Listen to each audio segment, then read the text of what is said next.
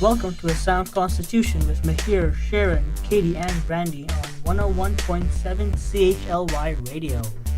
We are fourth-year nursing students from Vancouver Island University in Nanaimo.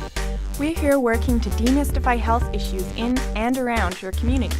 Bringing you evidence-based information about your healthcare options. This information is for educational purposes and does not replace the advice of your primary healthcare provider. We would like to acknowledge that we are on the traditional territory of the Sinimu First Nations. Hello everyone, and thank you for tuning in for another episode of Listen to Your Body. I'm Sharon. And I'm Katie. And we are your hosts this week. Last week, Brandy and Mahir talked about the digestive system. If you want to listen to the episode, you can find us on Facebook and YouTube if you search for A Sound Constitution. Now, let's get on with this week's topic, the nervous system. It is what regulates our bodies, what forms and keeps our memories, and where we learn, think, and grow. It's the reason we feel our arms and legs, the reason we fall in love, and the reason why we live. Personally, I was always fascinated with the brain and the beautifully complicated system that it's a part of. It's still such an unknown area. We'll learn more about what we do know in this episode. I know that the nervous system, when you say the words of it, it sounds like it's a shy and timid system, but the word nervous actually refers to the nerves, a type of cell specific to the system.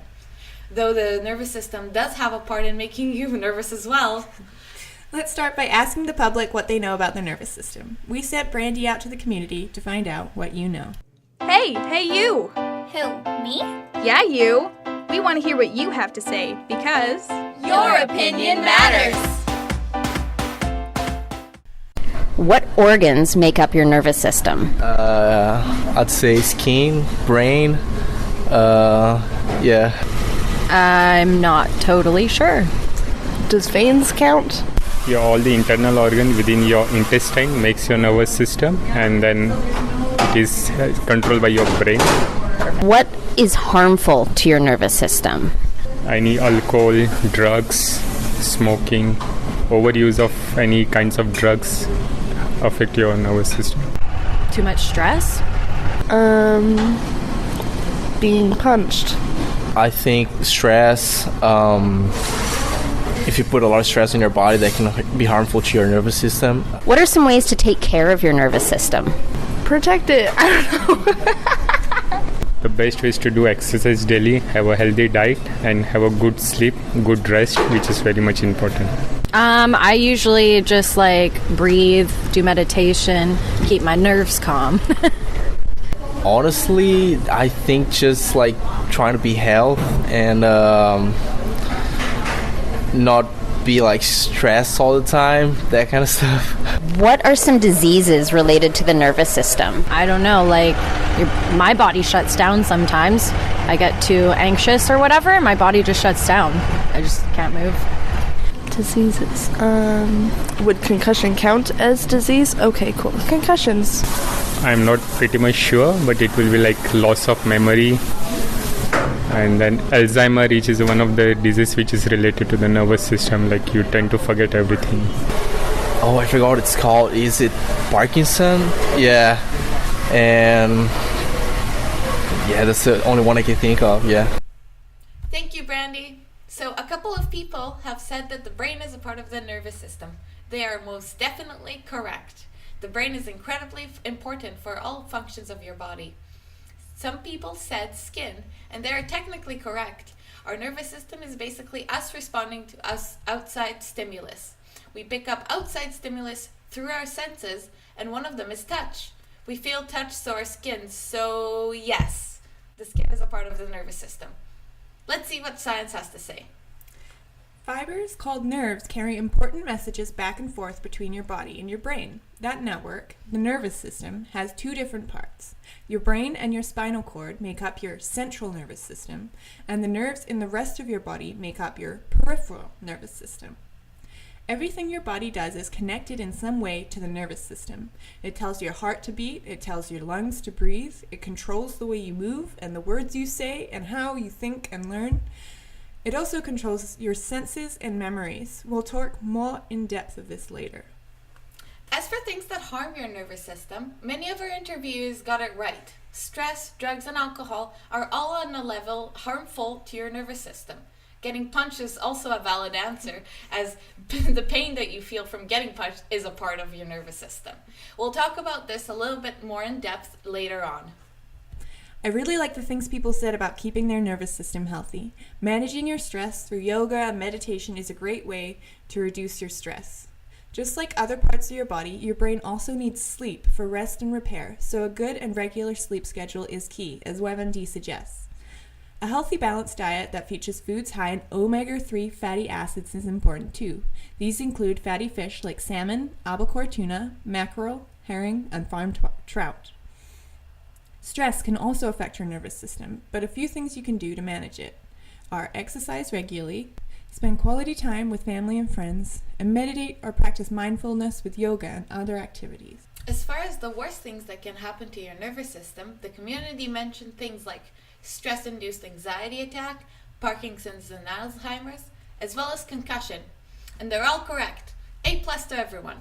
We will discuss most of these things in depth later in the show. For now, here's a little breakdown from WebMD. Your nervous system has a lot of protection. Your brain is guarded by your skull, and your spinal cord is shielded by small bones in your spine called the vertebrae. They're also both cushioned by a clear fluid called the cerebrospinal fluid. Still, things can go wrong with your nervous system, just like any other part of your body. When a disorder damages it, that affects the communication between your brain, your spinal cord, and your body. We'll be going through some common nervous system disorders to help you be aware of warning signs. Remember, if you have any concerns, go to your healthcare provider and get them checked out. Next, we have a little bit of a brain nugget for you guys. So brain surgery is actually one of the oldest practiced medical arts.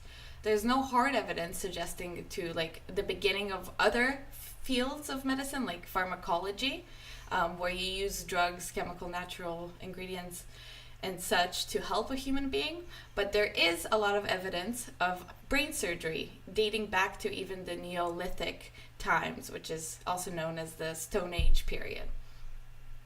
Unearthed remains of successful brain operations as well as surgical implants were found in France, Europe's most notable archaeological digs, and the success rate was actually remarkable, even circa 7000 BC, which is before Christ.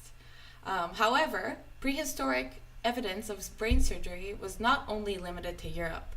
Pre-Incan civilizations used brain surgery, as well as some civilizations in Peru.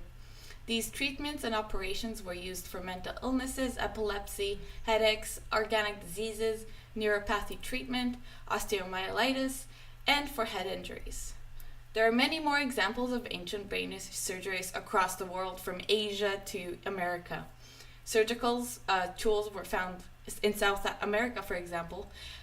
Evidence in papyrus writings were found in Egypt as early as 3000 BC, and even Hippocrates, like the father of modern medicine ethics, he left many texts on brain surgery around 470 BC. We'll be speaking a little bit more about specific diseases that affect the nervous system next.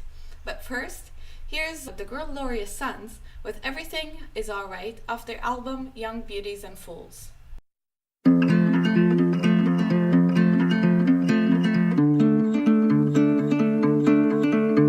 Well, I spent all my money on a pack of cigarettes for a lady that I love with the name I forget. That night I taught her how to laugh, she taught me how to slow dance. I tried to take her home, she said you don't stand a chance. I'm the closest thing my mother had to her daughter. I used to be ashamed of that, but now I'm kinda flattered. I learned that my weakness is a weapon anyway, so I haven't touched a pretty thing in 40 days. Everything is alright, if only for the night. I forgot what it feels like. I set out on a dream that I couldn't understand. It made me happy, sad, love, lonely, and numb to what I had. A few too many favors from a few too many fake friends. I wake up in the afternoon and do it all again. Yeah, punched a man on his wedding night. I'm still trying to figure out how to apologize. fix nothing anyway, so I haven't touched a pretty thing in 40 days. Everything is alright, if only for the night. I forgot what it feels like. Everything is alright, if only for the night. I forgot what it feels like.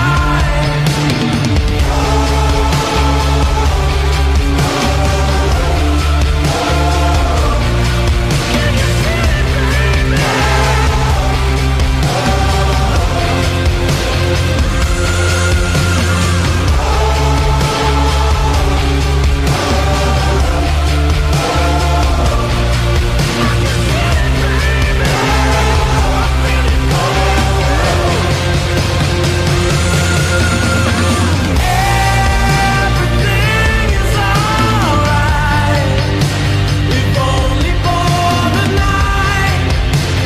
I forgot what it feels like. Everything is alright, if only for the night. I forgot what it feels like.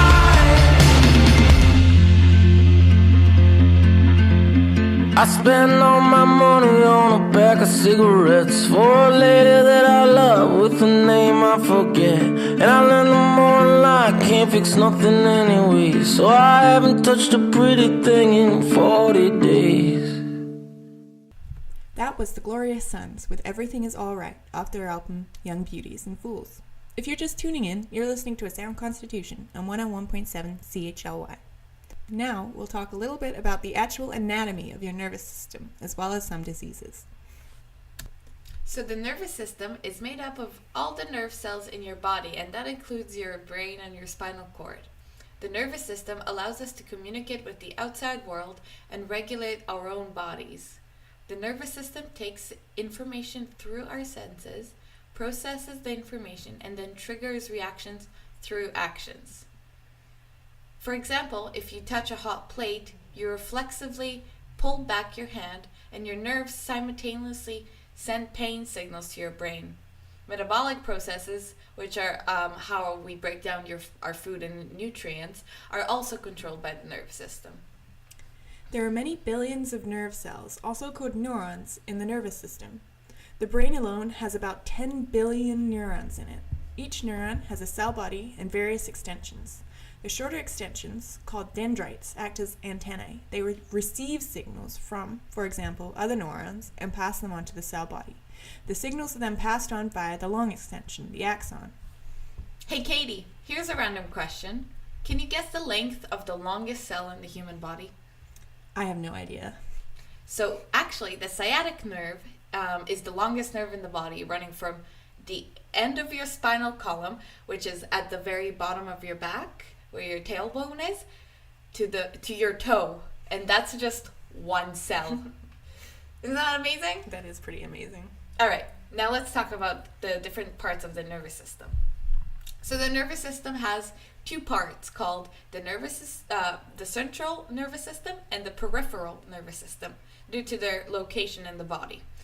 The central nervous system, shortened by CNS, includes the nerves in your brain and the spinal cord. It's safely contained within the skulls and the vertebral canal of the spine. All the other nerves in the body are a part of the peripheral nervous system called PNS. Regardless of where they are in the body, a distinction can also be made between voluntary and involuntary nervous system.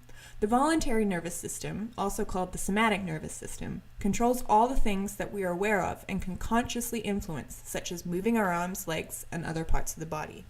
The involuntary nervous system, on the other hand, also called vegetative or autonomic nervous system, regulates the processes in the body that we cannot consciously influence. It is constantly active, regulating things like breathing, heartbeat, and metabolic processes. It does this by receiving signals from the brain and passing them down to the body. It can also send signals in the other direction, from the body to the brain, providing your brain with information about how full your bladder is or how quickly your heart is beating, for example. The involuntary nervous system can react quickly to changes, altering processes in the body to adapt. For an instance, if your body gets too hot, your involuntary nervous system increases the blood circulation to your skin and makes you sweat more to cool your body down again. Personally, I'm really glad these are all done automatically, but one game designer thought, hey, what if it wasn't? Manual Samuel is a game in which Samuel, the main character, has to manually control all of his body functions for a day in order to cheat death. How overly complicated and difficult the game gets reminds me how wonderful it is that we don't have to consciously think about doing all of that stuff. So both the central and peripheral nervous systems have voluntary and involuntary parts. However, whereas these two parts are closely linked in the central nervous system, they are usually separate in other parts of the body. The involuntary nervous system is made up of 3 parts. So the sympathetic nervous system, the parasympathetic nervous system, and the enteric or gastrointestinal nervous system. The sympathetic and parasympathetic nervous systems usually do opposite things in the body. The sympathetic nervous system prepares your body for physical and mental activity. This is your fight or flight center. It makes your heart beat faster and stronger, opens your airways so you can breathe more easily, and inhibits digestion. The parasympathetic nervous system is responsible for body functions when we are at rest. It stimulates digestion, activates various metabolic processes, and helps us to relax. But the sympathetic and parasympathetic nervous systems do not always work in opposite directions. Sometimes they complement each other too. So, there are different ways your brain communicates with your body when it wants to get important stuff done. The first we've discussed is through nerve impulses, traveling through a complex and intricate system throughout your body via neurons. The system is very fast and efficient and is divided into the 3 types: motor, sensory, and relay. This system also works through electrical impulse. The second is hormonally, and the brain is also in control of this. This is a very important function. However, this will be the main focus of our endocrine system episode, as this episode is on the nervous system, and we'll be focusing on that. It's okay if all of this seems a bit overwhelming and complicated. This is a very complex system, and it takes a lot of studying to get familiar with. The important thing to know is that your brain is vital to your body, and it's important to take care of it. That's the message we want you guys to remember if you remember anything from this show. If you're just tuning in, you're listening to ASC Constitution on 101.7 CHLY. Today, we're talking about the nervous system. We think of pain as a symptom of other diseases, but there are cases where the nervous system develops feedback loops, and pain becomes a terrifying disease in itself. Next, we will hear the story of Elliot Crane. Starting with the story of a girl whose sprained wrist turned into a nightmare, Elliot Crane talks about the complex mystery of chronic pain and reviews the facts we're just learning about, how it works, and how to treat it. Let's take a listen.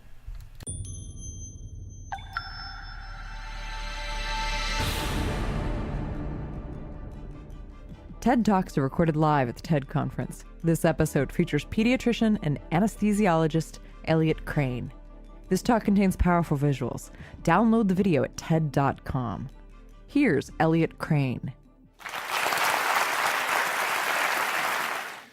I'm a pediatrician and an anesthesiologist, so I put children to sleep for a living. And I'm an academic, so I put audiences to sleep for free. But what I actually mostly do is I manage the pain management service at the Packard Children's Hospital up at Stanford in Palo Alto. And it's from the experience of about 20 or 25 years of doing that I want to bring to you the message this morning that pain is a disease. Now, most of the time you think of pain as a symptom of a disease, and that's true most of the time. It's the symptom of a tumor or an infection or an inflammation or an operation. But about 10% of the time, after the patient has recovered from one of those events, pain persists. It persists for months and oftentimes for years. And when that happens, it is its own disease. And before I tell you about how it is that we think that happens and what we can do about it, I want to show you how it feels for my patients. So imagine, if you will, that I'm stroking your arm with this feather, as I'm stroking my arm right now. Now I want you to imagine that I'm stroking it with this. Please keep your seat. A very different feeling. Now, what does it have to do with chronic pain? Imagine, if you will, these two ideas together. Imagine what your life would be like if I were to stroke it with this feather, but your brain was telling you that this is what you are feeling. And that is the experience of my patients with chronic pain. In fact, imagine something even worse.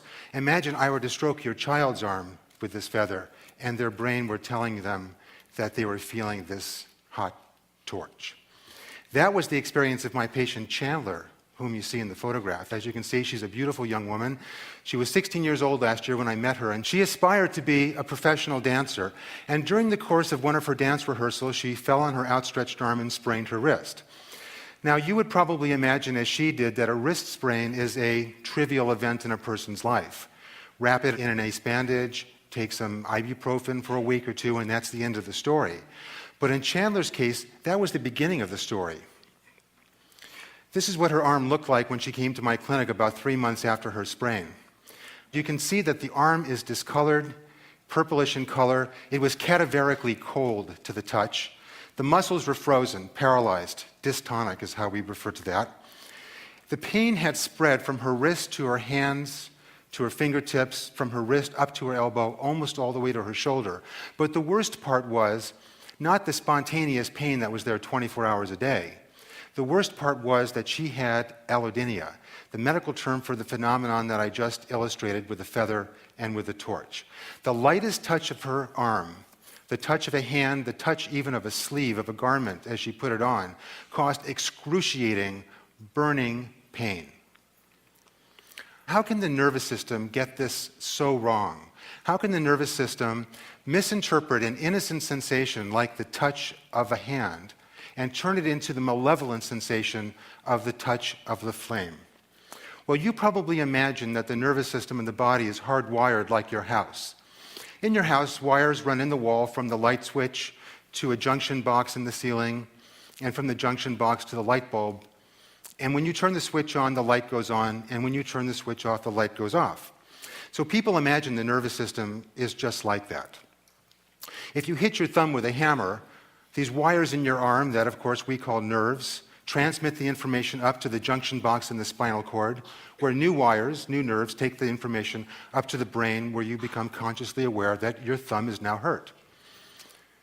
But the situation, of course, in the human body is far more complicated than that. Instead of it being the case that that junction box in the spinal cord is just simply where one nerve communicates with the next nerve, by releasing these little brown packets of chemical information called neurotransmitters in a linear one-on-one fashion. In fact, what happens is the neurotransmitters spill out in 3 dimensions, laterally, vertically, up and down in the spinal cord, and they start interacting with other adjacent cells. These cells, called glial cells, were once thought to be unimportant structural elements of the spinal cord that did nothing more than hold all the important things together like the nerves. But it turns out the glial cells have a vital role in the modulation, amplification, and in the case of pain, the distortion of sensory experiences. These glial cells become activated, their DNA starts to synthesize new proteins which spill out and interact with adjacent nerves, and they start releasing their neurotransmitters. And those neurotransmitters spill out and activate adjacent glial cells, and so on and so forth, until what we have is a positive feedback loop. It's almost as if somebody came into your home and rewired your wall so that the next time you turned on the light switch, the toilet flushed 3 doors down, or your dishwasher went on, or your computer monitor turned off. That's crazy, but that's in fact what happens with chronic pain, and that's why pain becomes its own disease. The nervous system has plasticity. It changes and it morphs in response to stimuli. Well, what do we do about that? What can we do in a case like Chandler's? We treat these patients in a rather crude fashion at this point in time. We treat them with symptom-modifying drugs, painkillers, which are frankly not very effective for this kind of pain. We take nerves that are noisy and active, that should be quiet, and we put them to sleep with local anesthetics.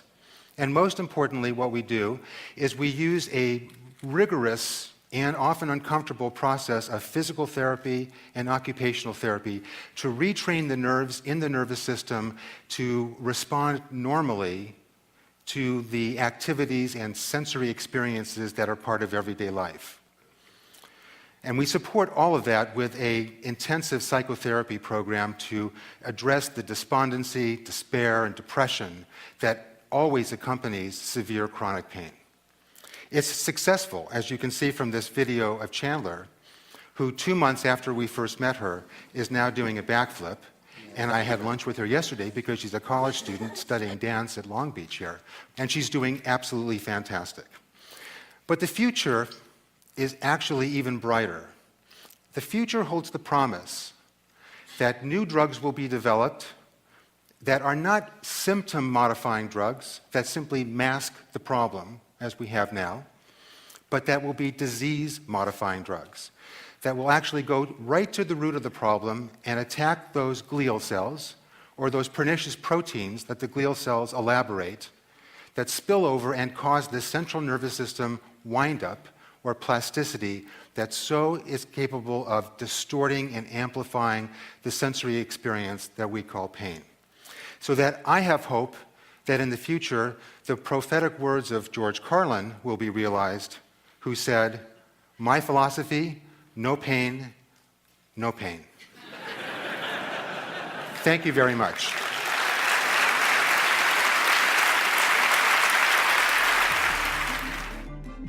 That was Elliot Crane, recorded at TED 2011 in Long Beach, California, March 2011. For more information on TED, visit TED.com. That was Elliot Crane performing live at a TED conference in 2011. If you're just tuning in, you are listening to A Sound Constitution on 101.7 CHLY. Let's talk about some diseases that affect your nervous system. We're going to start with MS, also known as multiple sclerosis. Unfortunately, Canada has one of the highest rates of multiple sclerosis in the world. About 1 in 385 Canadians live with MS. While it is most often diagnosed in young adults aged 15 to 40, younger children and older adults are also diagnosed with the disease. MS is currently classified as an autoimmune disease of the central nervous system, the brain, spine, and the spinal cord. The disease makes your body attack myelin, which is the protective covering of the nerves, causing inflammation and often damaging the myelin. Myelin is necessary for the transmission of nerve impulse through nervous fibers. This degree of severity of MS depends on how much damage is done to the myelin. If there's only a little bit of damage, the nerve impulses travel with only minor interruptions. However, the damage to the myelin can be much worse.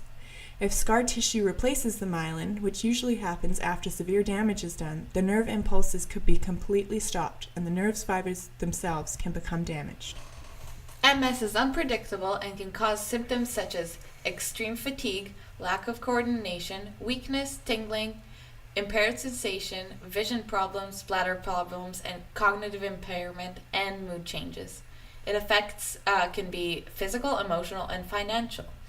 Currently, there is no cure, but each day researchers are learning more about what causes MS and are zeroing in on ways to prevent it. Common early warning signs of MS are vision problems, tingling and numbness, pains and spasms, weakness or fatigue, balance problems or dizziness, and bladder issues. If you're having problems with any of these, we advise, as always, going to speak with your doctor. If you want to learn more about MS, I recommend going to the Multiple Sclerosis Society of Canada website. ALS, also known as amyotrophic lateral sclerosis, or Lou Gehrig's disease, is a disease that gradually paralyzes people because the brain is no longer able to communicate with the muscles of the body that we're typically able to move at will. Over time, as the muscles of the body break down, someone living with ALS will lose the ability to walk, talk, eat, swallow, and eventually breathe. This disease is usually genetic, and as it affects the motor neurons from the start. So these neurons are actually the ones that control your muscles and allow you to move them. In ALS, motor neurons usually break down, and die. And it's done very gradually. This means that the brain can no longer communicate with the muscles of the body. As a result, the muscles become weak, and eventually someone living with ALS will be unable to move them. ALS is not contagious. There is also no cure for ALS and few treatment options for the majority of people living with the disease. An estimated 3,000 Canadians are currently living with ALS, and we lose 2 to 3 of them each day. Approximately 80% of the people with ALS die within 2 to 5 years of being diagnosed. There are supports for people living with ALS, as this condition is gradual and highly fatal. Some early warning signs for ALS are muscle weakness and twitching, cramps, muscle loss, slurred speech, difficulty chewing and swallowing, problems with balance or walking, and fatigue. If you want to learn more about ALS, I recommend going to ALS.ca, the ALS Society of Canada website. Acquired brain damage, shortened to ABI, is an injury that causes the destruction or deterioration of brain cells. Unlike ALS, this condition happens after you're born, rather than through genetics. From the moment you're born, you're susceptible to brain injury. Brain injuries can either be non-traumatic or traumatic. A traumatic brain injury is one anyone would guess, a physical injury that occurs due to something that isn't you. Some of it includes car accidents, falls, physical assault, like getting punched, concussions, and shaken baby syndrome. The other type of brain injury is non-traumatic. This is caused by other factors such as seizures, poisonings, lack of oxygen, strokes, and substance abuse. Some people in the community mention drugs as a way to harm your nervous system, and they are right. According to the American Addiction Center, illicit drugs and alcohol can affect your brain in a number of ways. Disruptions of nutrients needed by the brain tissues happens, direct damage, injury, and death of brain cells can happen, alterations to brain chemical concentrations, including neurotransmitters like serotonin and hormones, as well as deprivation of oxygen to the brain tissue can happen. Excessive alcohol use commonly damages the brain and results in altered eating habits and lowered absorption of thiamine, which then causes a specific type of brain damage and dementia. Studies have shown that cannabis use in individuals who are predisposed to psychosis may hasten or trigger psychosis. The link is still being investigated, although there is a definite correlation. For more on this, check out our cannabis episode from last season. Extended use of stimulants such as cocaine and methamphetamine can cause damage to the dopamine receptors in the brain. The result of this brain damage is a condition called anhedonia, which is a diminished ability or even lack of ability to feel pleasure if the drug is not being used. Because this is a result of an actual cell death, the lack of ability to feel pleasure can last a long time after a use of the drug is being stopped. The follow-up result then can be deep depression, including suicidal thoughts and self-destructive actions. However, with treatment and continued abstinence from the substance, dopamine receptors can be repaired and returned with some of their function. And last but not least, opioids can diminish your breathing, causing hypoxia and related brain damage, as we discussed in the respiratory episode. Your breathing just goes way down when you're using the drugs, and you can literally just die of lack of oxygen. This can happen in one sitting or over an extended time, with lowered levels of oxygen slowly damaging the brain. Drugs are just one of the causes for acquired brain injury. Millions of Canadians live with the effects of ABI, about 1.5 million. Every year, another 160,000 people experience an ABI. The highest population risk is males, teenagers, young adults, and the elderly. The most common causes of brain damage deaths are attributed to falls, car crashes, and violence. Some people mentioned concussion as something that can go wrong in the nervous system during your Opinion Matters segment. And this is where that fits in. If you have hit your head, you should be mindful that you may have a concussion. A concussion is a term for when your brain cells have been injured, stretched, or otherwise damaged due to head trauma. When you hit your head, it's best to have someone watch you for about 24 hours and go to the hospital if any of the following occur: fainting or blacking out, drowsiness, can't be woken up, constant severe headache or headache that worsens, vomiting more than twice, can't remember a new event, recognizing new people or faces, acting strange or any changes in behavior, inability to move, weakness of the arm, legs, blurred vision, slurred speech, loss of balance, continual fluid, or bleeding from ear or nose. And that's a heckload of things right there. If you'd like to know more about acquired brain damage, go into BrainInjuryCanada.ca. You know, I drive a lot in my car, and I see a lot of cyclists each day. I would say about half of them don't even wear a helmet. Even though it's now the law to wear a helmet, people still don't do it. Do people think that it's not important? Well, statistics show that cyclists who don't wear a helmet are 3 times more likely to die of a head injury than those who are wearing helmets. Statistics Canada shows that between 1994 and 2012, 1,408 cycling deaths occurred, with 7,500 serious injuries recorded. So what can both bikers and drivers do to help make this road safer for everyone? First, be aware of the road around you and anticipate your next move well ahead of in time. For drivers, that's making a habit of looking over your shoulder before you turn. For cyclists, it's keeping your head up and being ready for any surprises like a sudden car door opening. Next, drivers should know that it's best if the cyclists have about a meter of space around them in order for them to have a safe driving experience. This is in case a pothole appears and a rider needs to move around it, for example. Follow the rules of the road. Both vehicles should stop at red lights and stop signs, yield when prompted, and signal their turns. Lastly, for cyclists, make sure to always drive with the traffic, with the cars at your back, and never against it. This is because the impact one experiences going in the opposite direction will be significantly worse compared to when someone following traffic is bumped from behind. So here you go, some guidelines to keep yourself and the people you share the road with safer. It's also important to wear a helmet when you're doing other activities such as snowboarding, skiing, skating, horseback riding, or any other activity that could cause a serious head injury. It's worth to save your neck. Let's take a brief music break. Here's Jets Overhead with their song, Boredom and Joy.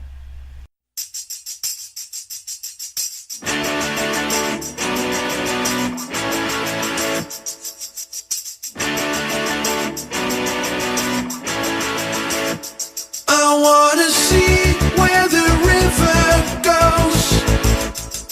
Take a paper boat to the coast. On the streets I will ride the ghost. Down the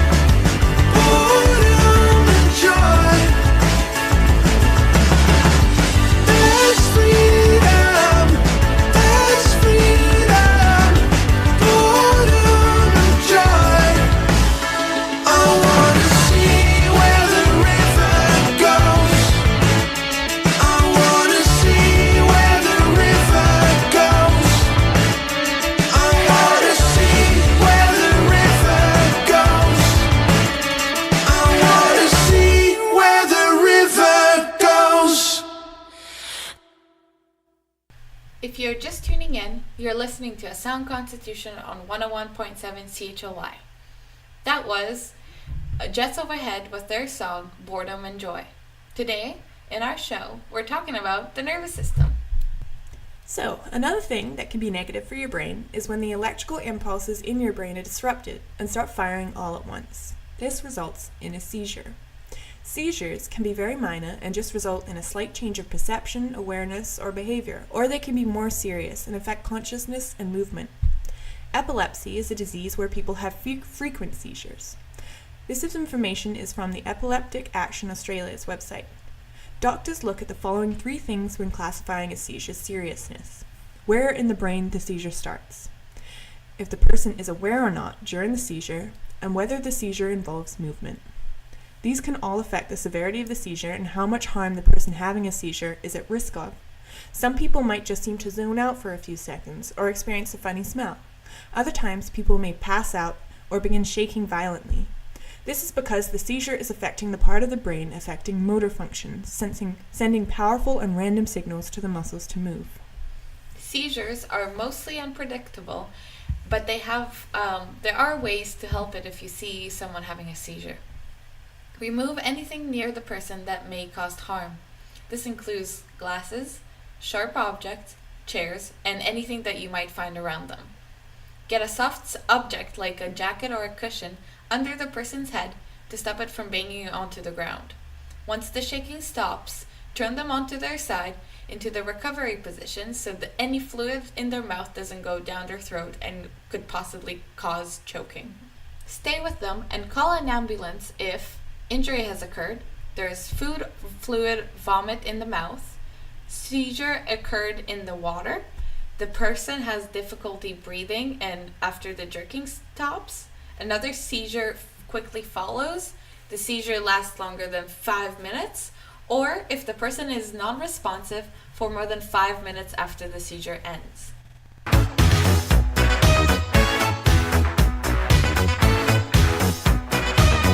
Mythbusters!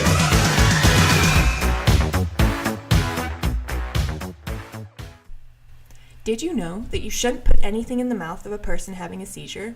People used to do this to try and stop people choking on their tongue, but then found that it was doing more harm than good, causing chipped teeth, injured gums, and even broken jaws. And incidentally, usually forcing the tongue into a position where it's easier to block the airway. There's also a myth that you should try to restrain someone having a seizure. This could cause more injury to yourself or to the person. Just put something soft under their head, move anything dangerous away, and let the seizure run its course. Mythbusters! 2 other nervous system disorders mentioned by the community are Alzheimer's and Parkinson's. Alzheimer's is the most common type of dementia, which is an umbrella term for a group of symptoms that affect memory and cognitive function. We're getting our information on dementia from alzheimers.org. While symptoms of dementia can vary greatly, at least 2 of the following core mental functions must be significantly impaired for it to be considered dementia: memory, communication and language, ability to focus and pay attention, reasoning and judgment, or visual perception. People with dementia may have problems with short-term memory, keeping track of a purse or wallet, paying bills, planning and preparing meals, remembering appointments, or traveling out of the neighborhood. Many dementias are progressive, meaning symptoms start out slowly and gradually get worse.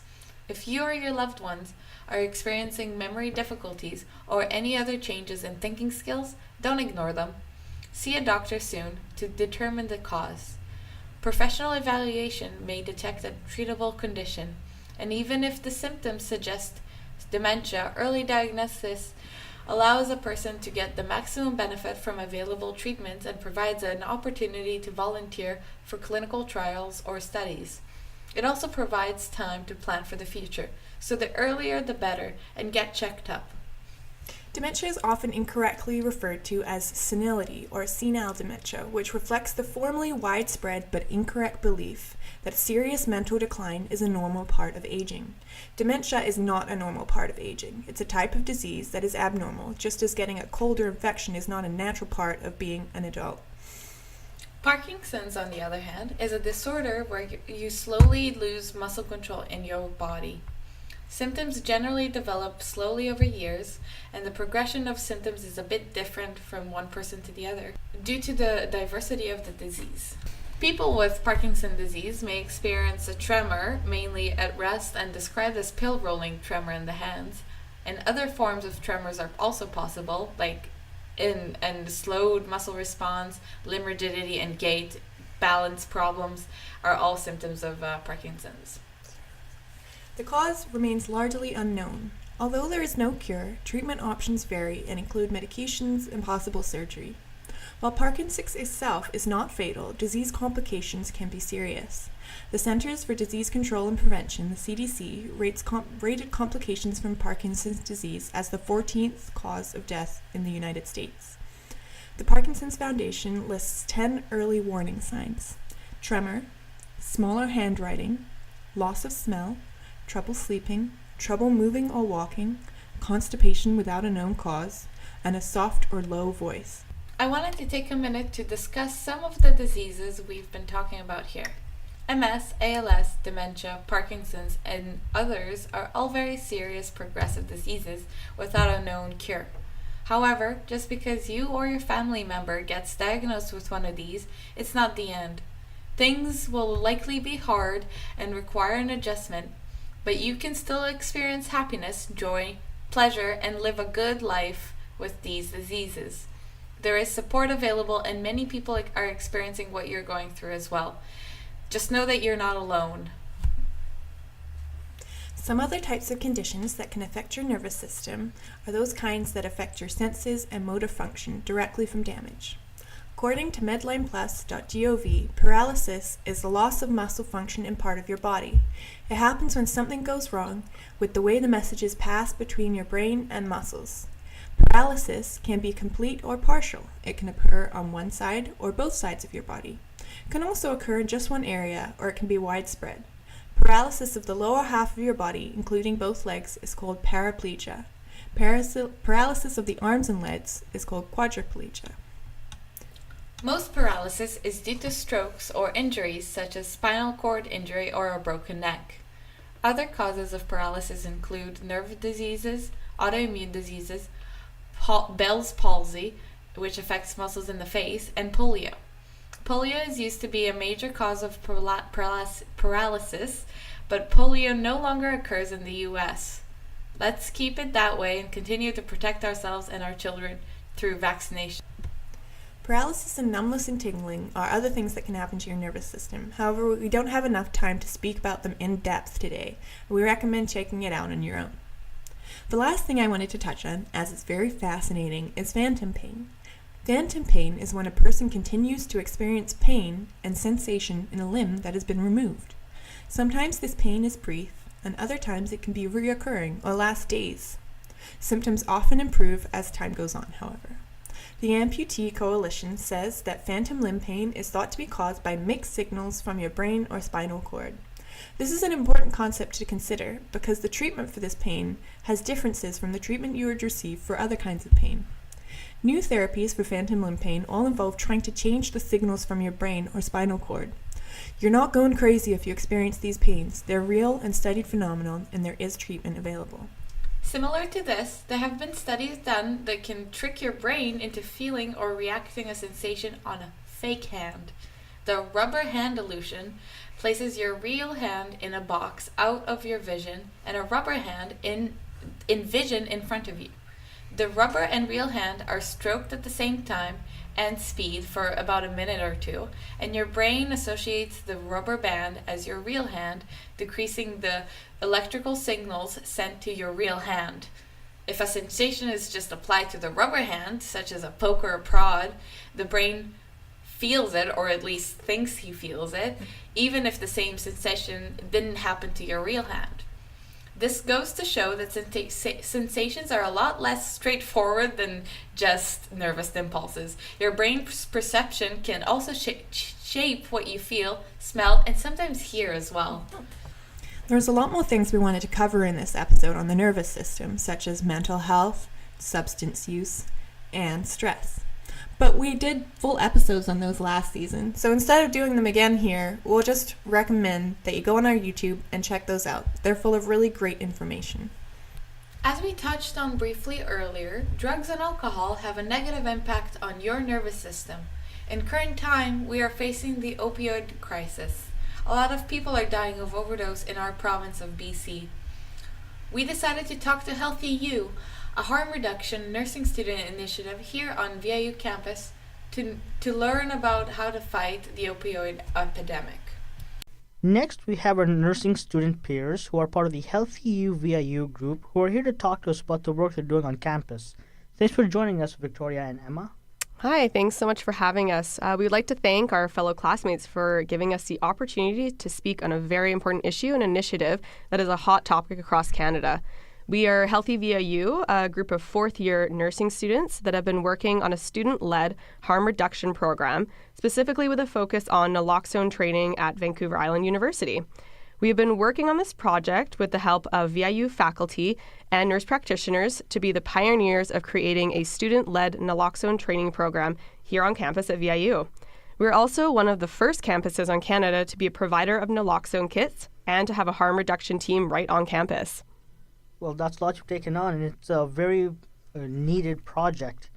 Can you guys expand on what harm reduction is? Harm reduction aims to keep people safe from high-risk behaviors. Research shows it works and has many benefits for people who use substances, their families, and our communities.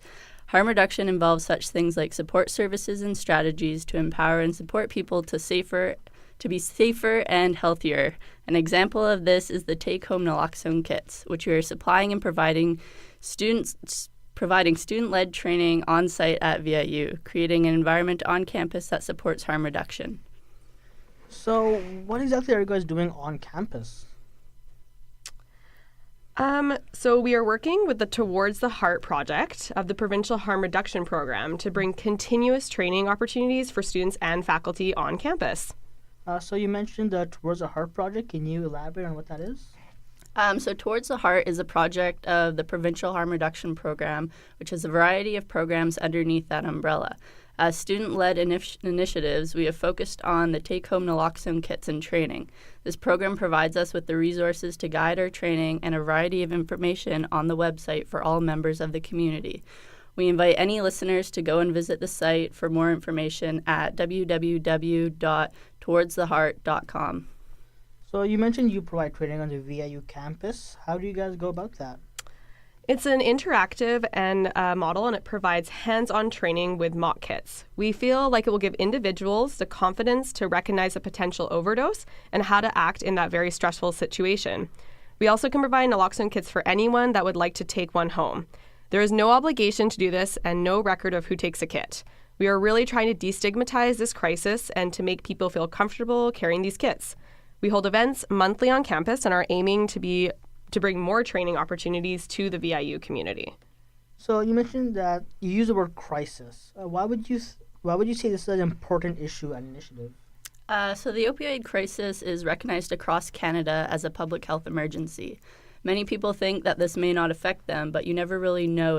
In Canada, there were 3,987 apparent opioid-related deaths in 2017, of which 92% were accidental. In BC, there are 1,450 apparent opioid-related deaths in 2017. These numbers are quite shocking, but we truly believe that the more people that have the kits and knowledge, these numbers could be changed for the better. We would also like to note that the Good Samaritan law can protect you, and staying to assist someone could be the difference between life or death. As a group of young people on campus, we feel very passionately about giving power and knowledge to our VIU community. As a student-led team, we also want to provide awareness and spark other universities and college students to think about starting similar projects on their campuses.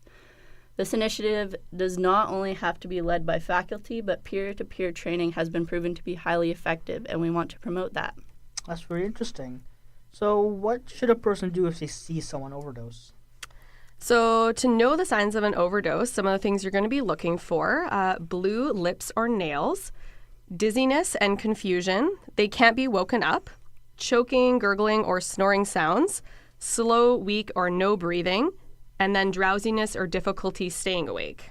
If you actually suspect an overdose, you will be calling 911 or your local emergency number. You can administer naloxone if you have one of the kits, and really the important thing is to stay with the person until help arrives. Saving a life is the number one priority during an overdose, and even if you've taken drugs or have some on you, the Good Samaritan law, like we said, protects you from that. Simple drug possession charges, violations of conditions regarding simple possession, as an example, like pre-trial release, conditional sentences, probation orders, or parole. This law applies to the person who has overdosed, the person who seeks help, and anyone at the scene when help arrives.